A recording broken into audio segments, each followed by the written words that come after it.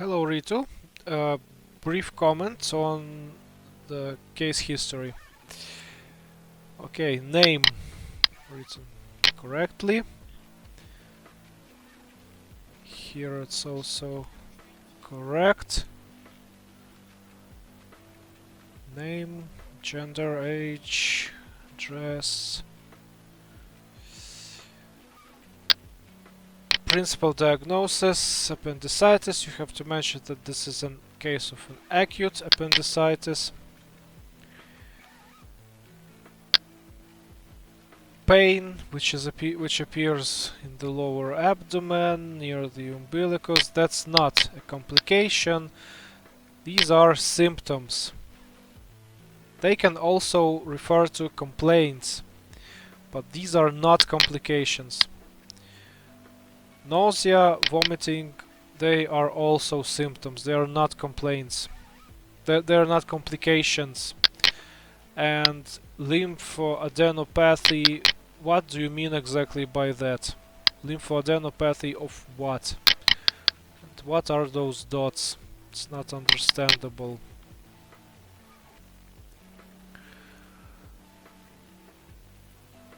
Okay, so chief complaint is the pain in the lower abdomen, which irradiates to uterus.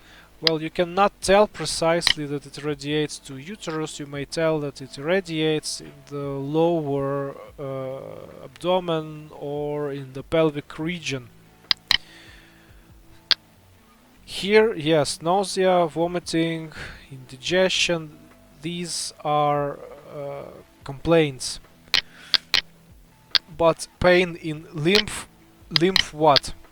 Lymph nodes or lymphatic system or lymphatic duct, this is not understandable. Here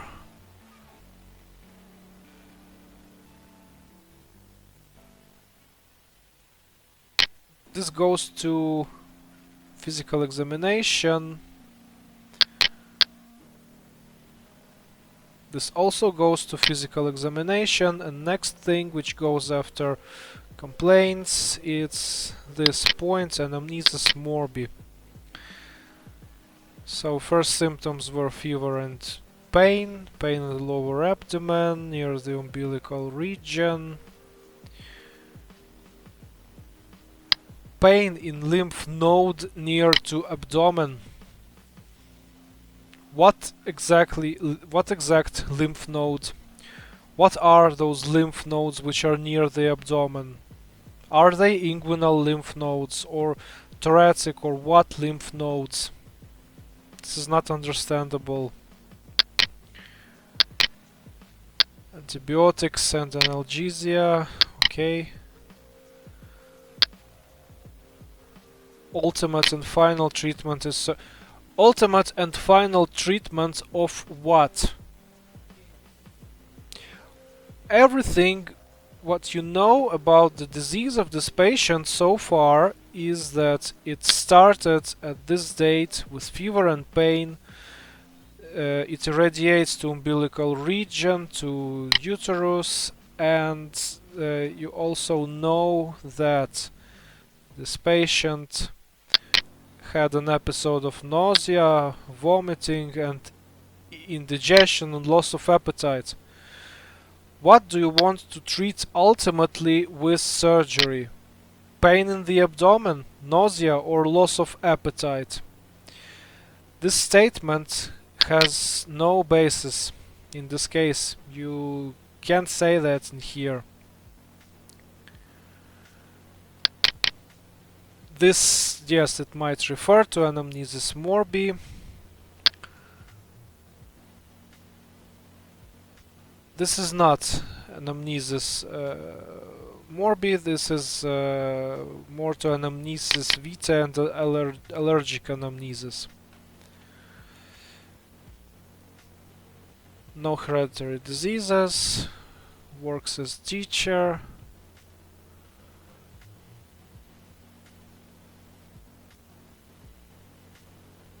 Past medical history, yes, that's okay. If you use abbreviation like this or this, you have to give explanation what this abbreviation means, especially when you mention it for the first time in the text. Next, okay, physical examination.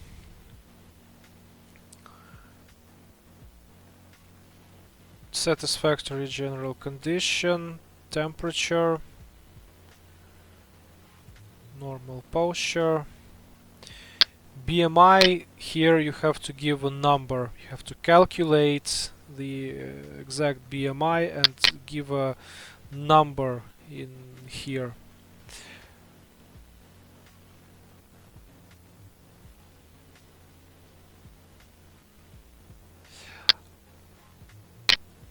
Palpation goes to the section of palpation. If you palpate lymph nodes, you should mention the region where exactly do you palpate lymph node, or what group of lymph nodes do you palpate. What do you mean as all reflexes? In neurology, there are hundreds of reflexes described in a human, both normal and pathological reflexes. Do you mean to tell that you've examined all possible reflexes and they appeared normal? Or if not, you should have mentioned what exactly you've evaluated. How can you tell that oral cavity has no infection? All healthy persons have millions of bacteria in their abdominal cavity. Maybe you meant here that there are no signs of infection. Then describe how did you reach that decision.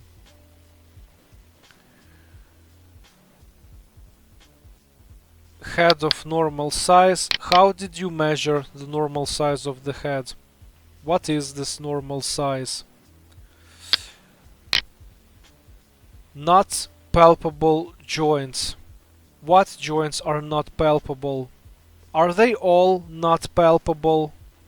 Or some exact joints are not palpable? This is a very unclear sentence. I can't understand what did you mean by that.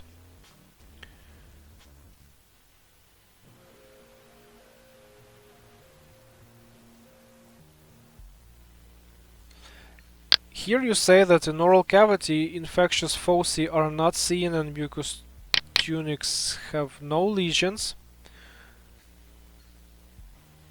Okay. Normal teeth, chest examination.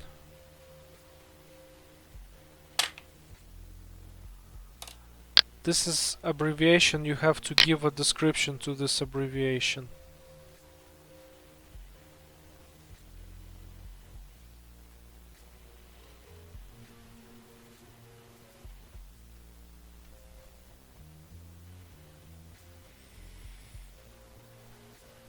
When you mention the number of beats per minute, you have to give the exact number, not some variation, but the exact number of beats per minute which you've measured. Same as for pulse. You do not give the number. You have to give a number of pulse. You have to compare it with beats per minute and make a conclusion if there is or there is no pulse deficiency. Same for arterial pressure. You do not give a number of arterial pressure.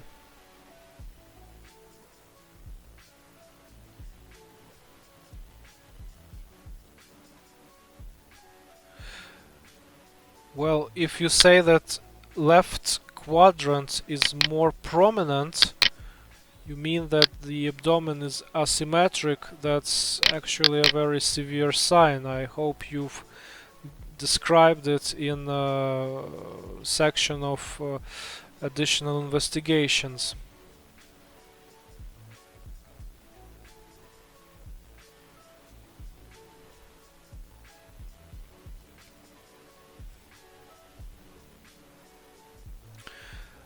Local resistance.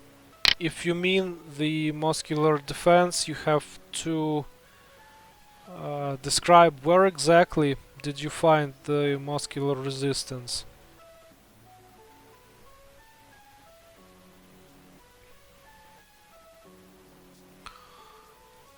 This is a very good section.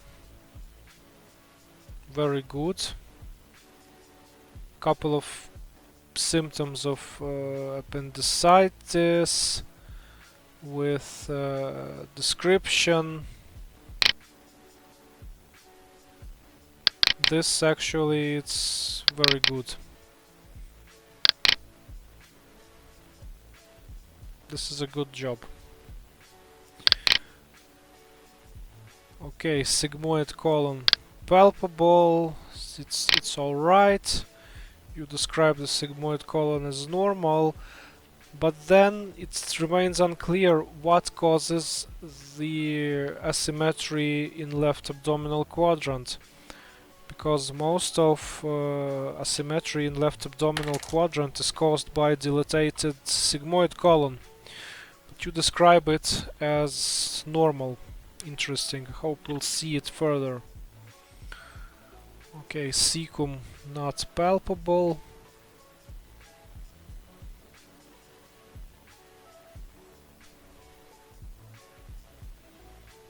Not palpable.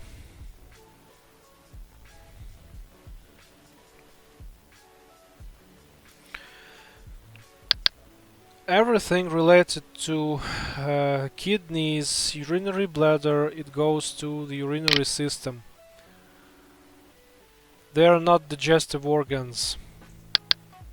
Same for endocrine system.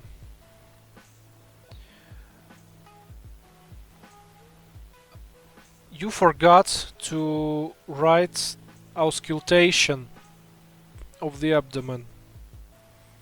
Auscultation can provide very important information about acute abdomen.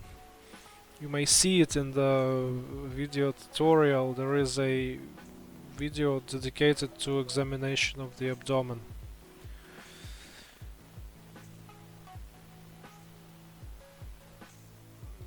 Yes.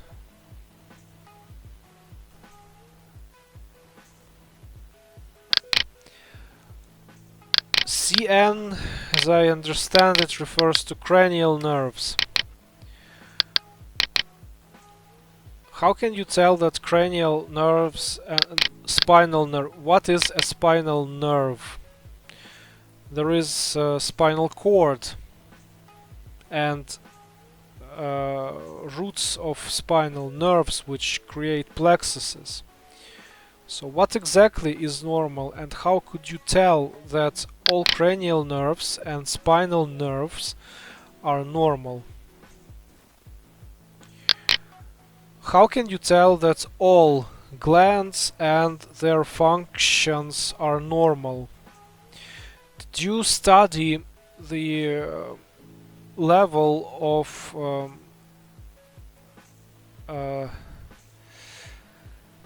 all hormones in serum, or do you know that absolutely all glands do not have signs of adenomas or inflammation or something like that?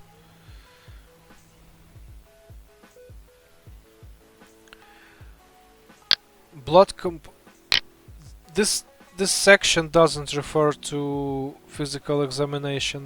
This goes to another section of academic case history, which you had to write below. This has no relation to physical examination. Okay, preliminary diagnosis. Pain in the abdomen, nausea, loss of appetite.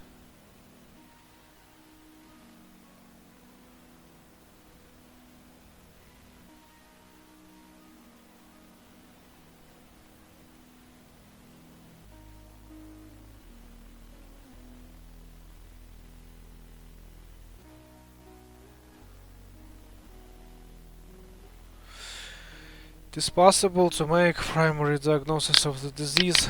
What disease? This field is left blank. For what purpose? Interrupted bowel movements. What do you mean by that? Does it mean bowel obstruction or some problems with peristalsis or something else? This is some very imprecise phrase. Pain in the abdomen, loss of appetite, these are symptoms, they are not complication.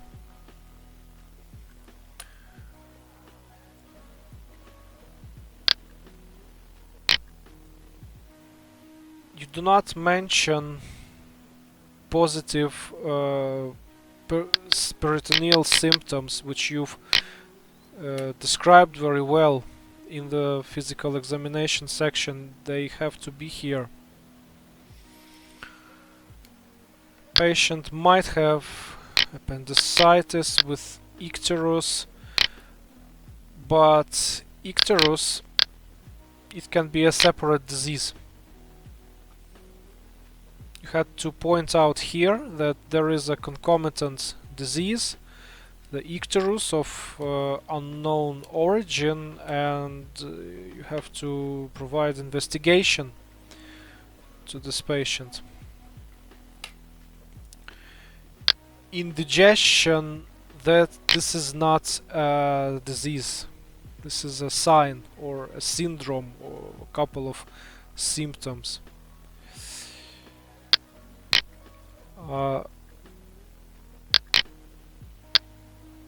You don't have the exact diagnosis. You have only preliminary diagnosis here. You have to perform differential diagnosis. You have to gather data from radiologic investigations and laboratory data to make a statement that this patient definitely has appendicitis and nothing else, and only then you will be able to tell that the treatment is only surgery. Okay, additional investigations. I can't understand what this abbreviation means.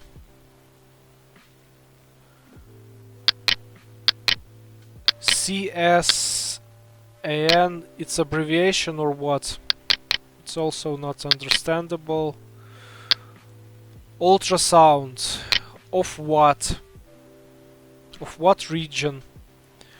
Ultrasound of superficial veins of lower extremity, or maybe ultrasound of brain vessels, or ultrasound of uterus, or what? What is this TLC?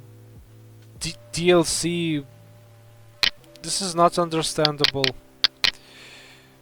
And seriously? That's all?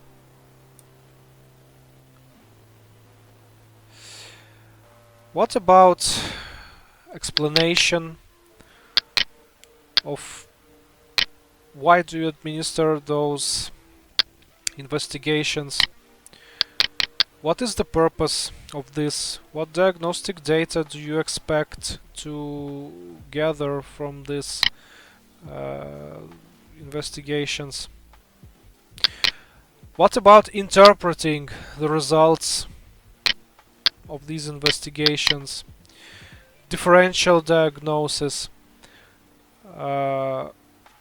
final diagnosis, description of treatment, surgery, protocol of the operation, postoperative follow-up,